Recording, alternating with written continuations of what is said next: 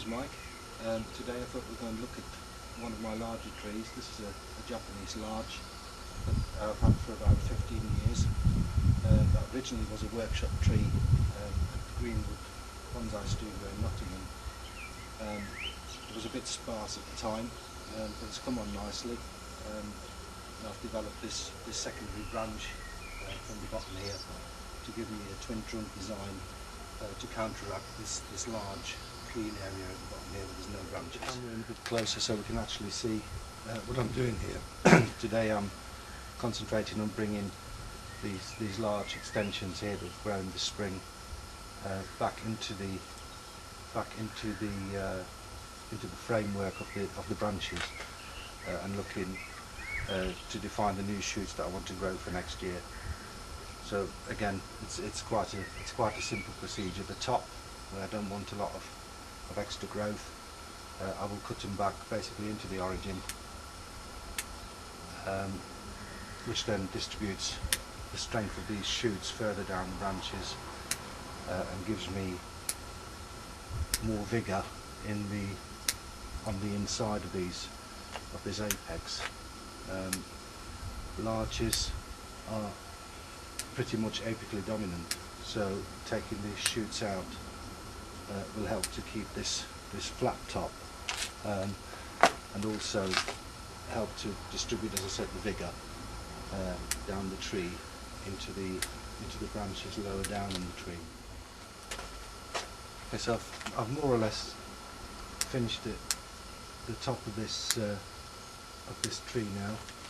Just take out these last couple. And then move on down the tree to look at more specifically at the branching at the bottom here. So as you can see, there's some big fat shoots growing here. Now this branch itself is a little bit sparse, so I want to develop that. So I'm going to leave a good extension on here, and I'm putting back to a bud that faces the way that I want the branch to grow. Now this small extension here I will leave because I want this branch to extend. As we're looking further around here, again there's a branch that's fairly strong and that grows in layers. And again, so here I will take that back to the first bud that grows into the direction that I want the resulting shoots to grow. These smaller extensions I will leave until they fatten up a little, because that will help me to give definition to that tree when it's wired next spring. I've just been interrupted here in my work because my cat's decided to join me, and it's demanding some attention and wants to play. So I thought I'll go and show you. Here she is in all her glory, coming waiting for her dinner. So I shall go and have to feed her now, and then be back.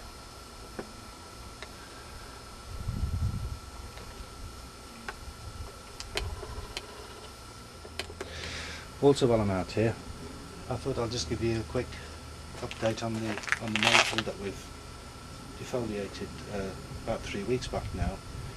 As you can see, there's a lot of new growth starting now.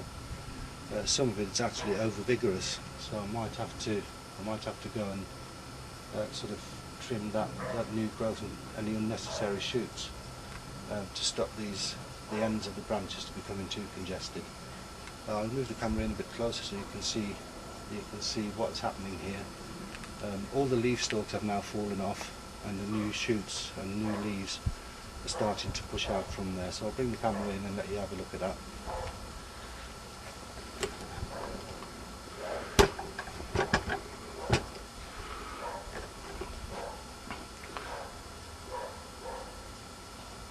So as you can see, here's some of these shoots on the ends of the branches that have pushed new growth right from all the buds that are sitting around the bottom end of that branch. So I will have to clean these up because this will give me a big knot at the end of this branch.